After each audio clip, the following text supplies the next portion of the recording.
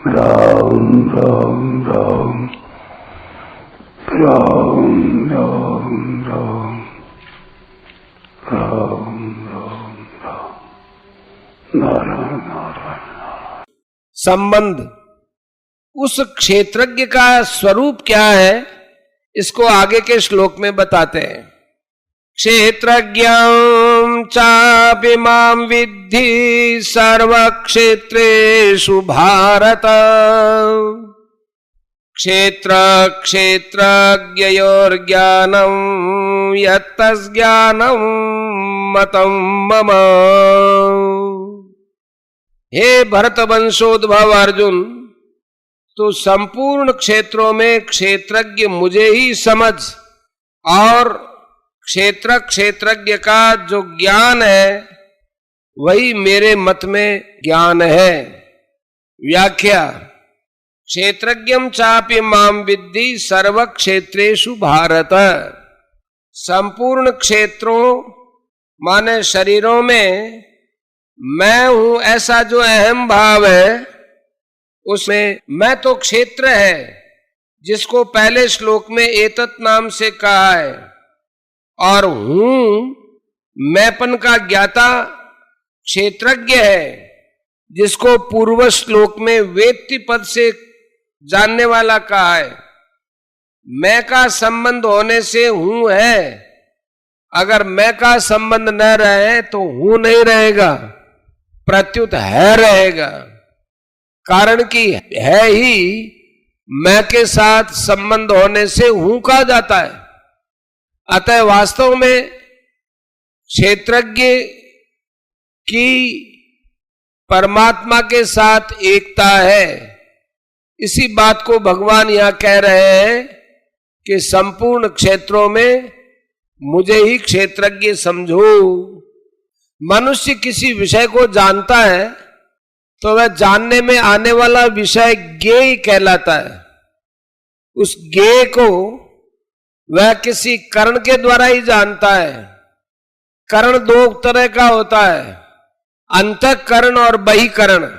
मनुष्य विषयों को बहिकरण माने नेत्र श्रोत्र आदि से जानता है, और बहिकरण को अंतःकरण मन बुद्धि आदि से जानता है।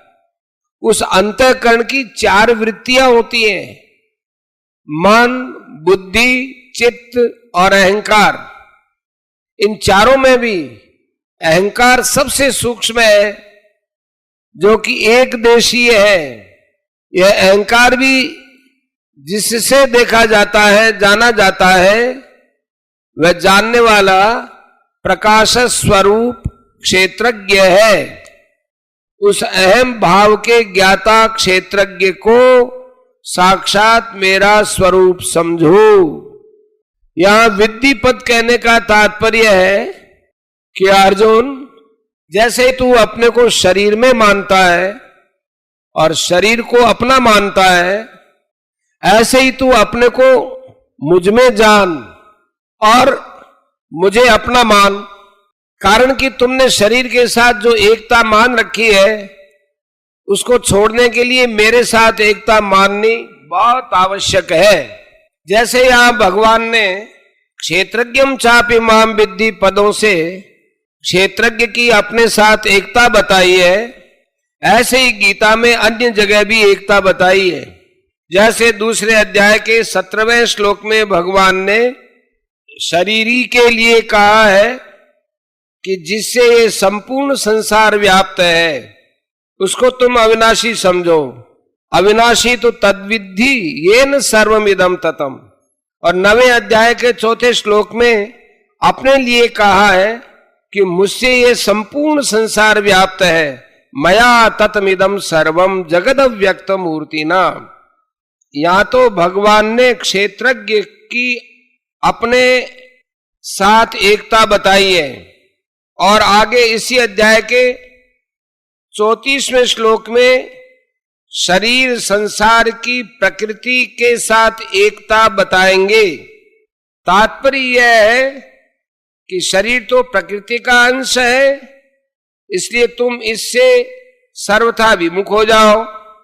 और तुम मेरे अंश हो, इसलिए तुम मेरे सन्मुख हो जाओ। शरीर की संसार के साथ स्वाभाविक एकता है, परंतु ये जीव शरीर को संसार से अलग मानकर उसके साथ ही अपनी एकता मान लेता है। परमात्मा के साथ क्षेत्रज्ञ की स्वाभाविक एकता होते हुए भी शरीर के साथ एकता मानने से यह अपने को परमात्मा से अलग मानता है। शरीर को संसार से अलग मानना और अपने को परमात्मा से अलग मानना, ये दोनों गलत मान्यताएं हैं। अतः भगवान यह विद्धि पद से आज्ञा देते हैं कि क्षेत्रज्ञ मेरे साथ एक है, ऐसा समझो। तात्पर्य यह है कि तुमने जहां शरीर के साथ अपनी एकता मान रखी है, वही मेरे साथ अपनी एकता मान लो, जो कि वास्तव में है। शास्त्रों में प्रकृति, जीव और परमात्मा, इन तीनों का अलग अलग वर्णन आता है, परंतु यह अपि पद से भगवान एक विलक्षण भाव की ओर लक्ष्य कराते हैं। शास्त्रों में परमात्मा के जिस सर्वव्यापक स्वरूप का वर्णन हुआ है, वह तो मैं हूं ही, इसके साथ संपूर्ण क्षेत्रों में क्षेत्रज्ञ रूप से पृथक पृथक दिखने वाला भी मैं ही हूं। अतः प्रस्तुत पदों का यही भाव है कि क्षेत्रज्ञ रूप से परमात्मा ही है, ऐसा जानकर साधक मेरे साथ अभिन्नता का अनुभव करे।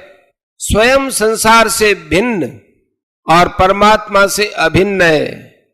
इसलिए यह नियम है कि संसार का ज्ञान तभी होता है जब उससे सर्वथा भिन्नता का अनुभव किया जाए।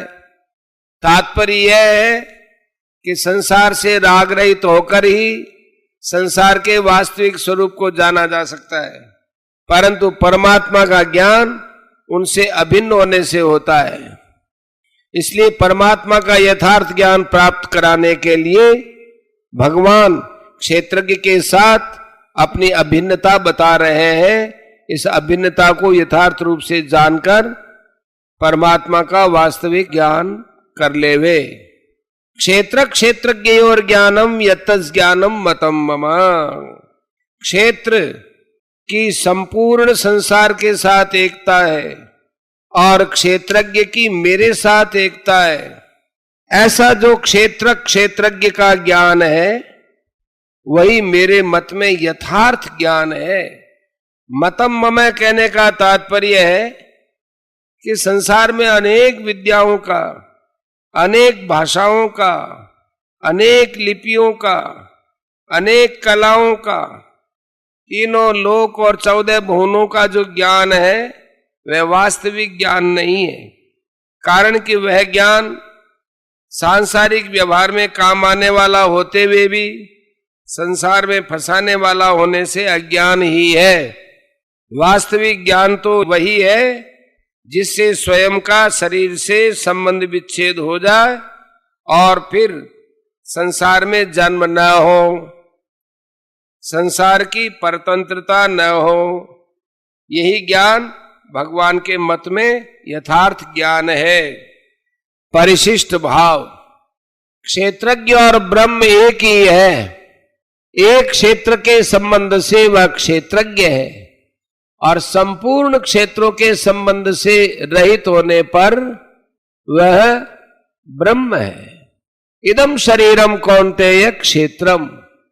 इन पदों से यह सिद्ध हुआ कि शरीर की अनंत ब्रह्मांडों के साथ एकता है, और क्षेत्रज्ञम चापि माम विद्धि पदों से यह सिद्ध हुआ कि स्वयं क्षेत्रज्ञ की अनंत अपार असीम परमात्मा के साथ एकता है।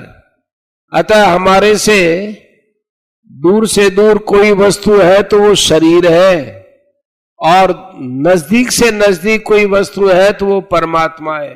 तात्पर्य है कि शरीर और संसार एक है तथा स्वयं और परमात्मा ये एक है। 15वें अध्याय का 7वां श्लोक। यही ज्ञान है।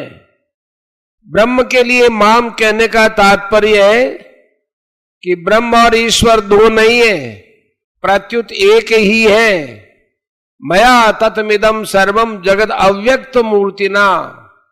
यह सब संसार मेरे निराकार स्वरूप से व्याप्त है।